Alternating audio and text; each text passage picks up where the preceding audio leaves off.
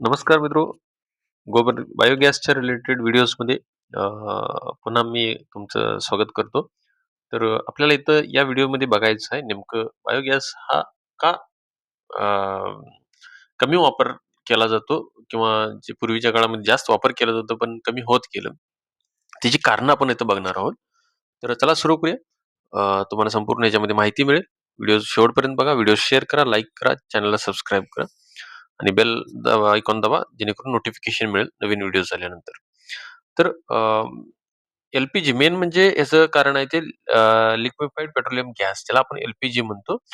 गव्हर्नमेंटची काही स्कीम अशा होती की ज्याच्यामध्ये उज्ज्वला योजना आणलं गेलं.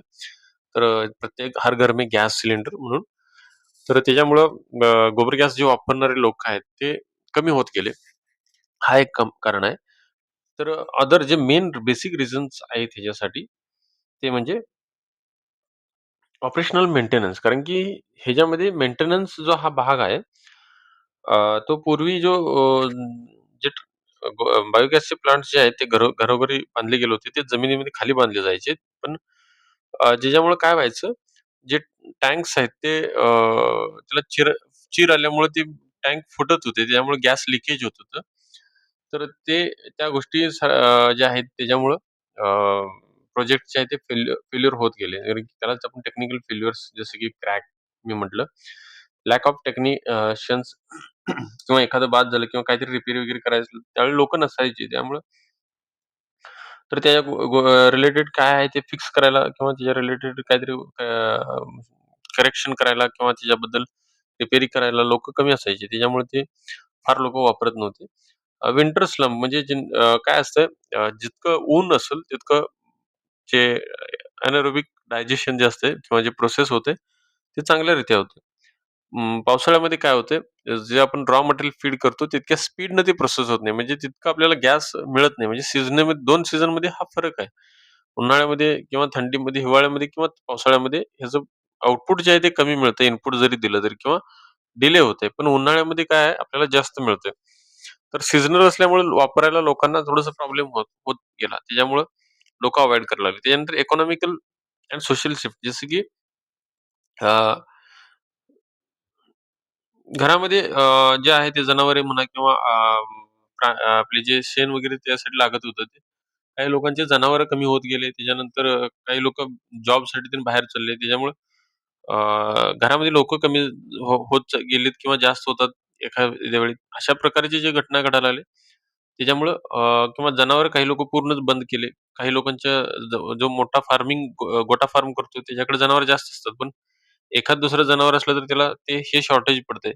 कारण की मिनिमम एका प्लांटला आपल्याला एक जर गोठा जर केला असला तर 5-6 जनावर तर असावी लागतात त्याच्यासाठी किंवा 3 ते 4 तरी असावे लागतात.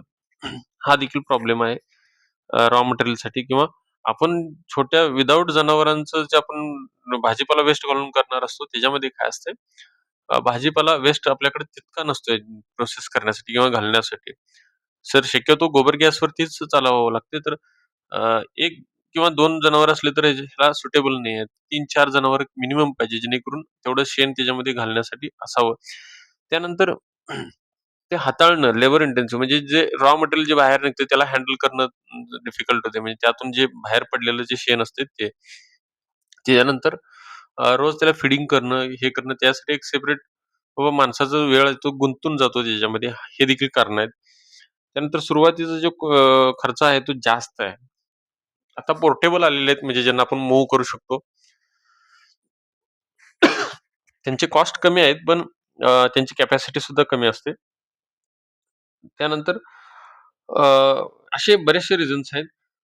तर त्याच्यामुळं जो गोबर गॅस आहे तो मार्केटमधून थोडासा गायब होत गेला. तो आपण वापरू शकतो, पण दुसऱ्या रीती किंवा दुसऱ्या मार्गाने त्याला वापरलं जाऊ शकतं. दुसऱ्या पद्धतीनं ज्याच्यामध्ये कॉम्प्रेस करून आपण वापरतो किंवा एखाद्या ठिकाणी मोठा प्लांट असू शकतोय. तिथं रॉ मटेरियल कंटिन्युअसली फीड आपण करू शकतोय किंवा आणू शकतो आणि कॉम्प्रेस करून ते सिलिंडरमध्ये, टाकीमध्ये भरून आपण वापरू शकतो. तर त्याला कॉम्प्रेस्ड बायोगॅस असं म्हटलं जातं. जे आहे ते पुढच्या व्हिडिओमध्ये किंवा खाली जे डिस्क्रिप्शनमध्ये व्हिडिओ आहेत दिले गेलेले त्याच्यामध्ये तुम्ही त्याच्या रिलेटेड माहिती बघू शकता. तर व्हिडिओ ची जी माहिती आहे ते तुम्हाला आवडल्यास चॅनलला सबस्क्राईब करा, व्हिडिओला लाईक करा आणि व्हिडिओ शेअर करा.